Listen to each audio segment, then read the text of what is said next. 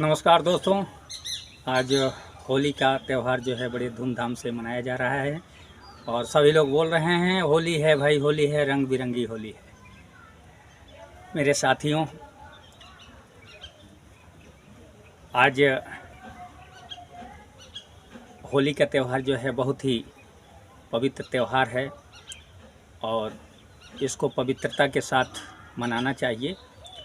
लेकिन अक्सर आजकल देखा जा रहा है कि इस त्यौहार को हम समझ नहीं पाते हैं और आज के दिन जो पवित्रता होनी चाहिए उसको हम भूल जाते हैं और इस हद तक पहुंच जाते हैं कि जो कर्म नहीं करने चाहिए उसको भी हम करते हैं। जैसे आज के दिन रंग फेंकना तो ठीक है, लेकिन कुछ लोग नाला का गंदा कचरा उठा करके किसी के ऊपर फेंक देते हैं, गोबर फेंक देते हैं या किसी के मुंह में मोबिल पोंछ देते हैं, जो इस होली पर्व के विपरीत है। होली क्यों मनाया जाता है, आइए इस पर हम चर्चा करते हैं तो शायद बात समझ में आएगी। क्योंकि अक्सर देखा गया है ये होली का त्यौहार जो है हर साल हम मनाते हैं और इस समय जो है बसंत का ऋतु होता है, पेड़ पौधों में नई नई कोंपलें आई रहती हैं, आमों में मंजर होते हैं और प्रकृति जो है बहुत ही सुंदर दिखाई देती है। तो ऐसे समय में यह पर्व जो है मनाया जाता है।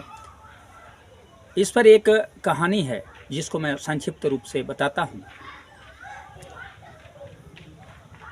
एक राजा थे जिनका नाम था हिरण्यकश्यप। उनके पुत्र थे जिनका नाम था प्रहलाद।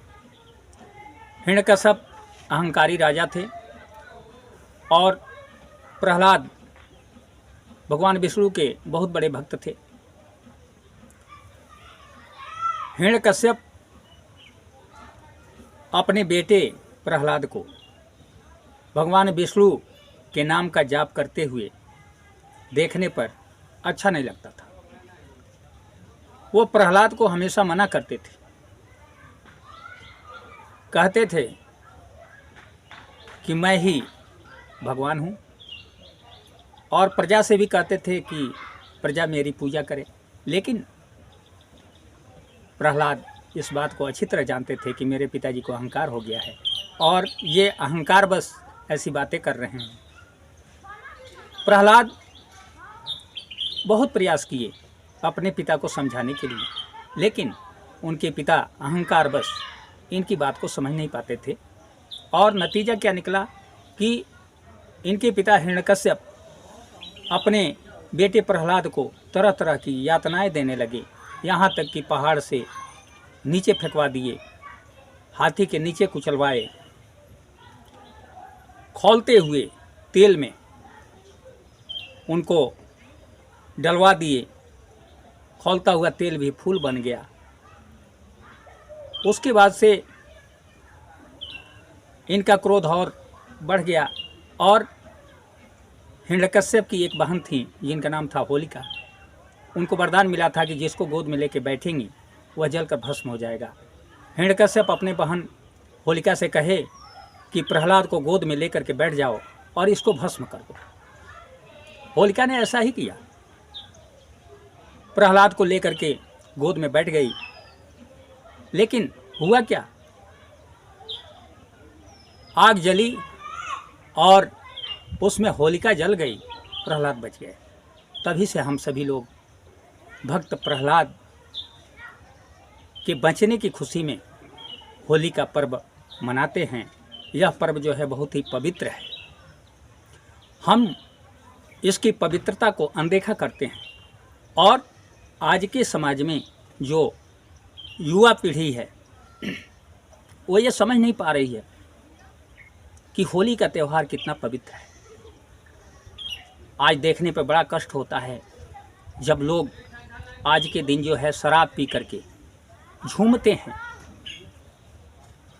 मीट मछली हर चीज़ का सेवन करते हैं। भक्त प्रहलाद भगवान विष्णु के भक्त थे और भगवान विष्णु के भोजन में यही लोग प्याज और लहसुन तक नहीं डालते हैं, क्योंकि ये भगवान विष्णु को पसंद नहीं है। अब आप विचार करें कि भक्त प्रहलाद के बचने की खुशी में आप इस त्यौहार को मनाते हैं और घर में क्या क्या करते हैं। शराब पीकर झूमना, मीट मछली बनवाना, पार्टी करना, किसी के साथ अभद्र व्यवहार करना, यही होली का पर्व है? कदापि नहीं। आज हम अपने धर्म से विचलित हो रहे हैं। इसका असर केवल युवा पीढ़ी पर नहीं, बल्कि जो आपके साथ छोटे छोटे बच्चे हैं, वे बच्चे भी यही समझेंगे कि होली ऐसे ही मनाया जाता है। वे नासमझ बच्चे भी, अबोध बच्चे भी आपका पहल करेंगे और यह समाज सर्वनाश की ओर तेजी से बढ़ता चला जाएगा। इसलिए मेरे प्यारे साथियों, भगवत प्रेमी भक्तों, आप होली मनाएं।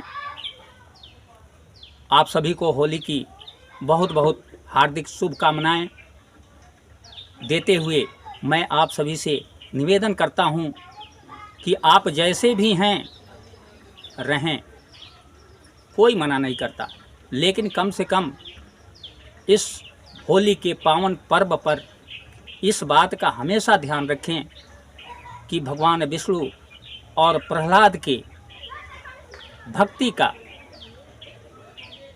सच्ची भक्ति का ये प्रतीक है होली। अहंकार पर विजय का प्रतीक है होली, क्योंकि अहंकारी व्यक्ति का अहंकार जो है इस दिन नष्ट हुआ था। एक भक्त की जीत हुई थी। इसके उपलक्ष्य में इस होली पर्व को हम सभी लोग मनाते हैं।